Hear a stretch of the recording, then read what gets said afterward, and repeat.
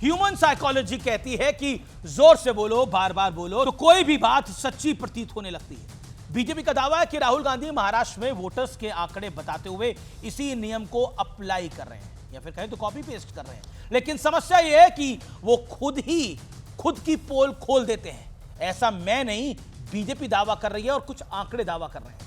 अब वो आंकड़ों को समझिए और उनकी क्रोनोलॉजी को मैं आपको समझाता हूं। दरअसल राहुल गांधी महाराष्ट्र विधानसभा में हार के बाद से ही चुनाव आयोग पर वोटर्स की संख्या में घोटाले का आरोप लगा रहे हैं। सही है ये बात? राहुल गांधी पूछ रहे हैं महाराष्ट्र में लोकसभा चुनाव 2024 से विधानसभा चुनाव 2024 तक 5 महीने में करीब 39.63 लाख वोटर्स जुड़े, जबकि 2019 महाराष्ट्र विधानसभा चुनाव से 2024 लोकसभा चुनाव तक 32.23 लाख वोटर ही जुड़े थे, यानी 32 लाख वोटर ही जुड़े थे। राहुल गांधी का तर्क है कि 5 साल के मुकाबले 5 महीनों में ज्यादा वोटर्स कैसे जुड़ गए।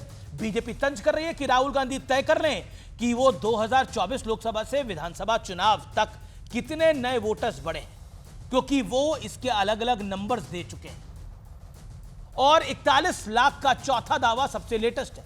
Almost a crore new voters who have suddenly appeared between Lok Sabha and Vidhan Sabha in Maharashtra. Almost 70 lakh new voters suddenly arrived between Lok Sabha and Vidhan Sabha. 32 lakh voters were added on the electoral rolls of Maharashtra.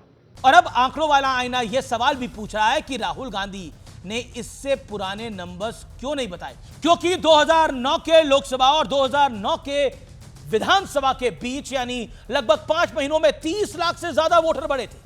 तब लोकसभा और विधानसभा दोनों जगह कांग्रेस गठबंधन की सरकार बनी थी। याद करिए, 2009 विधानसभा से 2014 लोकसभा चुनाव के बीच 48 लाख से ज्यादा वोट जुड़े।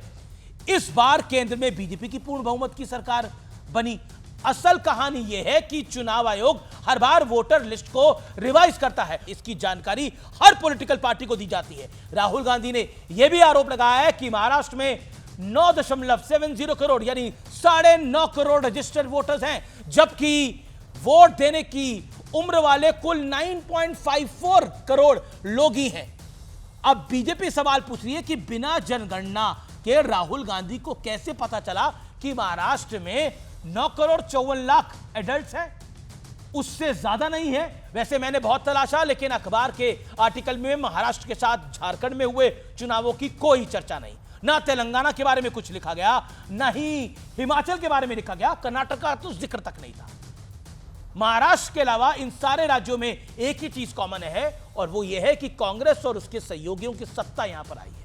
यानी जहां हारे वहां दुष्ट प्रचार के सहारे। लेकिन क्या देश की जनता इन दावों की तरफ मुड़कर देखती है? कमेंट कीजिए और इसका निर्णय आप खुद लीजिए और इसका जवाब भी आप खुद दीजिए।